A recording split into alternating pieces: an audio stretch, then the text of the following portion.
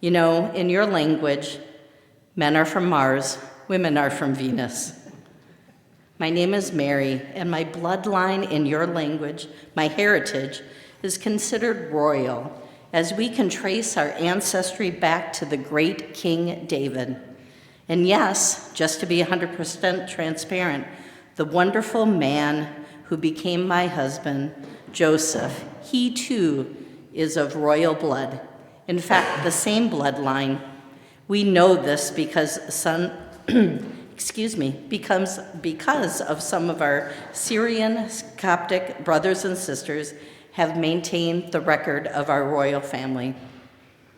Despite what your present day beliefs are, in your world, Joseph and I are third cousins. But remember, we don't look at things the same as many of you do. We look at continuing the giftedness of our royal line of the great King David. Please remember, the story you have heard for years has had many changes over the years. Those changes were all meant to be good, but they are not necessarily accurate. As the scriptures are stories about faith, not a repetition of facts. If you want to have an idea of what I looked like, please look at the first page of your worship aid this morning. That is a 13-year-old Israelite girl, much like me, olive skin, black hair, and quite beautiful, if I may not say so myself. So on to the story. This is how I see what happened. I fell head over heels in love with a very handsome tradesman who was a carpentry apprentice. He was older than I, but he was so kind and had such a wonderful smile. Every time my father Joachim had to take something fixed to have on our carts, he would take them to the shop of Jacob the carpenter, who was the father of Joseph. I have always made sure I could go along whenever I could. I would even sneak Joseph a biscuit or two that I had made with my mom, Anna. Her real name is Hannah. Our dating is much different than yours. In our culture, what happens is that if a boy is interested in seeing a girl, he first goes to the girl's father and expresses the possible interest, and then the two families arrange to meet together for various holidays. I always loved Hanukkah, and I got to see Joseph for a solid 8 days, in the mornings and in the evenings for meals and prayer. The festival of lights, as we call it, was magical and romantic. Over the year that our family got to know one another, Joseph and I became closer and closer. We held hands, went for walks, talked long into the night whenever we could.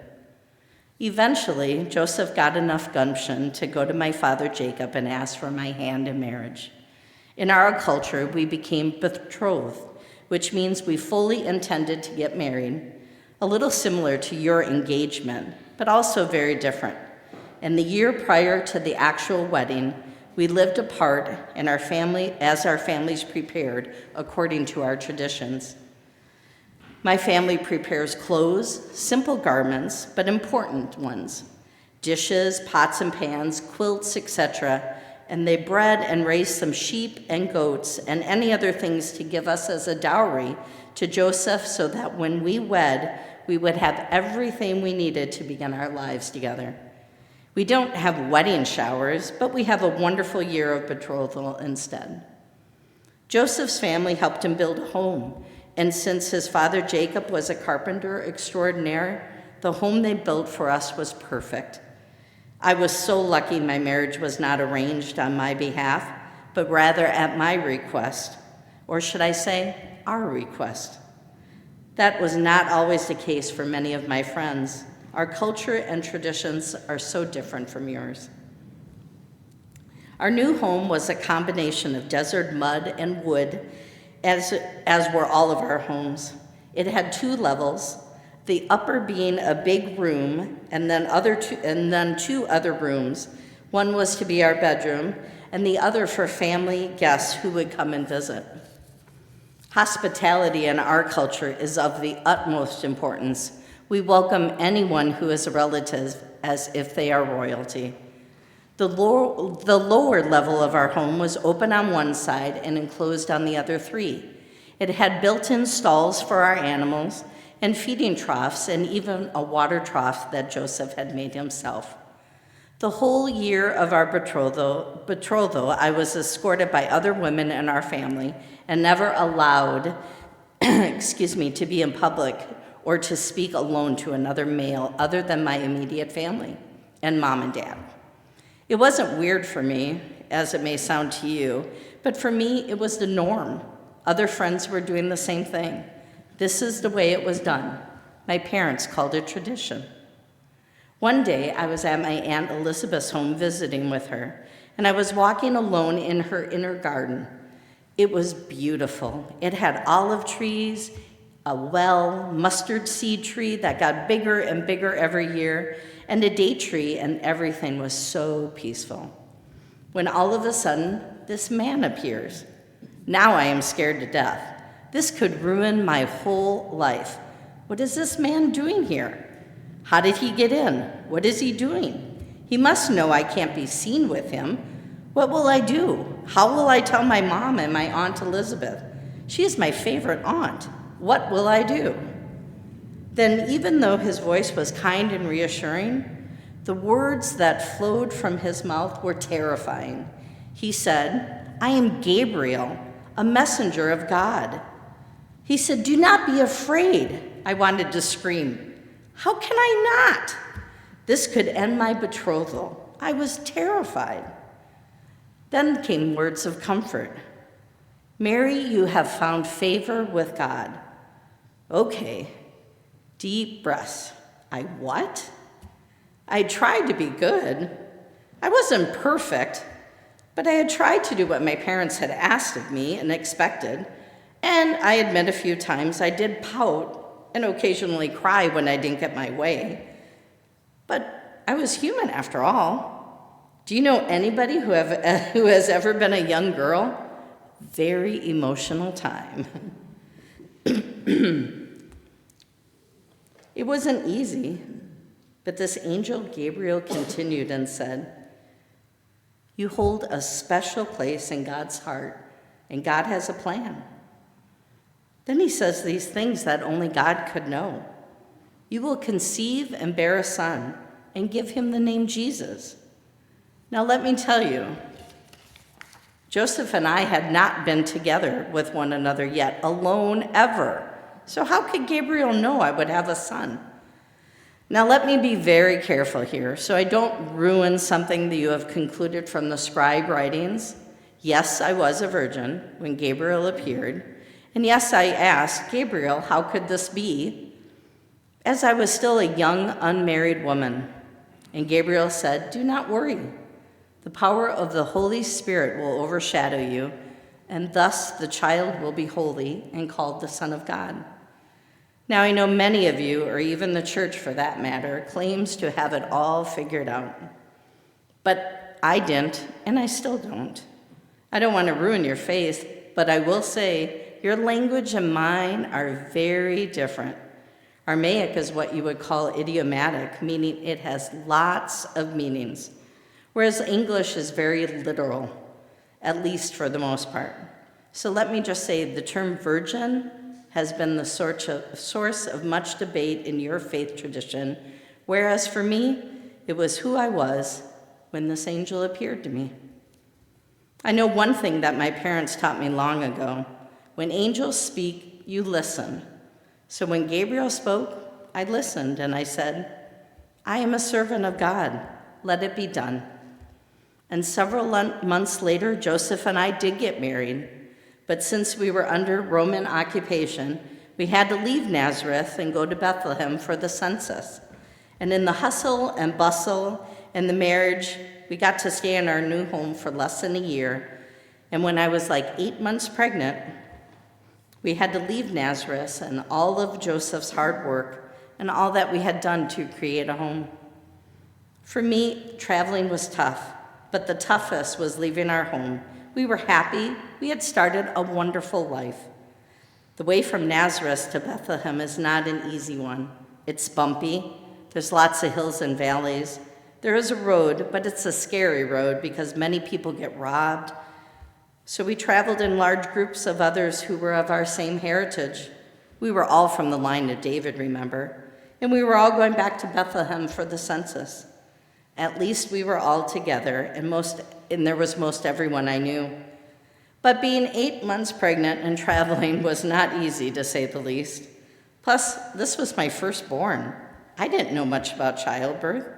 I helped Mom and some of the others in our village when others in our village gave birth, and I heard them cry, and the babies, and everybody was so happy.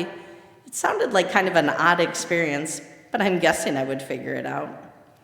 Now, I have to mention again that your language and mine are very different. We have words for things that you do not, and you have words for what we do not. For us, when you traveled to a relative, they often have an extra room, just like we did. And so for sure, we would find a relative in Bethlehem that would extend their hospitality. For some reason, this got interpreted in English as an inn, but that is totally different than what we meant. But because I was a little slower than the others, the guest rooms were all taken in Bethlehem when we arrived. Remember, 8 months pregnant. Luckily, one of Joseph's relatives said we could stay in the lower level of their home, just like it was in ours. So we took to a stall and set up a little home with the things that we had brought with us. Well, like I said, I guess I would figure it out, and wow, did we ever. About a week later, being there, I went into labor, and let me tell you guys, we'll never, ever understand labor, delivery, and the accompanying pain and joy all at once. I was very lucky that we were all relatives, and I had my mom, Anna, was there, and I knew some of the women who had come to the house to help me and coach me through the birth. I never thought I would give birth in a stall, but when nature calls, one does not have a lot of choices, and you have to do what you have to do. I knew from the angel that my child was going to be a boy, and I had told Joseph about the experience in the garden and the words that were spoken by the angel Gabriel, but I had no idea that childbirth would hurt like this. Unbelievable. But when my mom put that newborn baby in my arms, can't describe the inexpressible joy that I felt in my heart. The angel was right. It was a boy. And as Gabriel had instructed, we named him Jesus. But we did not even speak his name until we went to the temple to consecrate him, as was our custom and tradition 8 days later. Yet I also know there was something very special about this child. I knew in my heart that he was going to change the world. And I wondered if every other mother felt the same way. They do. Yet somehow I knew really that he was going to. It was true. Then a most wild thing happened. One night, just a few nights after his birth, as Joseph and I were still trying to figure out this whole new experience, with Jesus crying and diapers and breastfeeding, everything was new. Thank God, I'll shade, that my mom and dad and Joseph's mom and dad were with us as well. Then out of the blue one night, a group of shepherds showed up at the manger. We don't trust shepherds. They stink. They're not always the most respectable people, and often they are a bit on the shady side. But something was different here too. These shepherds showed up. They didn't ask for anything. They didn't beg for food. They simply said they were in the fields. They had seen a vision of angels too, and they just had to come and see. And what was even more wild was that they knew his name, and yet only Joseph and I had spoken it to each other. I remember looking at Joseph and looking at this little baby and saying to each other, wow, the anointed one, right here, this is a miracle. Maybe the angels were right. Little boy just might be Emmanuel, literally God with us. I certainly know that as Jesus was wrapped up in his blanket and sleeping in my arms, he was the most beautiful and magnificent miracle that I had ever experienced. I also know that if God is like the sleeping, beautiful, and magnificent baby, then all will be well. The whole experience was awesome and scary. It was a lot like the garden experience: fear, joy, wonder, pain, sorrow, and hope. I had never felt so many emotions rolled into one.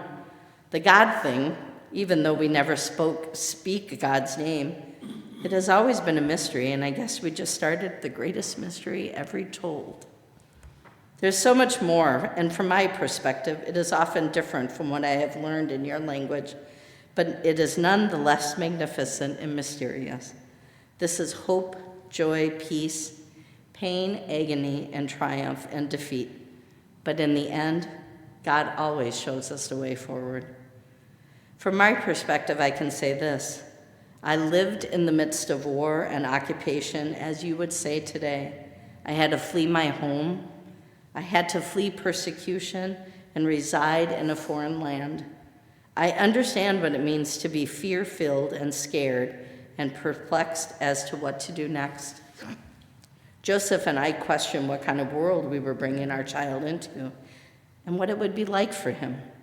I just want you to know I understand very much of what you are facing today. And if I could say anything, it would be this: first things first. By that I mean to do the right thing in your life at this moment. In many ways, kindness is really like a good computer virus. It can code that change. It can be the code that changes the world, and you can be the source of it. If my son and his life taught me anything, it would be this: that love is stronger than the strongest wells that one can never build, physical or psychological. Love can heal, inspire hope, and bring peace. And it can start with just one random act of kindness towards another human being. If Joseph and I could offer one more word of encouragement, it would be this: we hope you are ready for the rest of the journey, because like Jesus said to us, I have come that you may have life and have it most beautifully. I think it was your famous radio announcer, Paul Harvey, who would say that, my friends, is this: this is the rest of the story. Good day.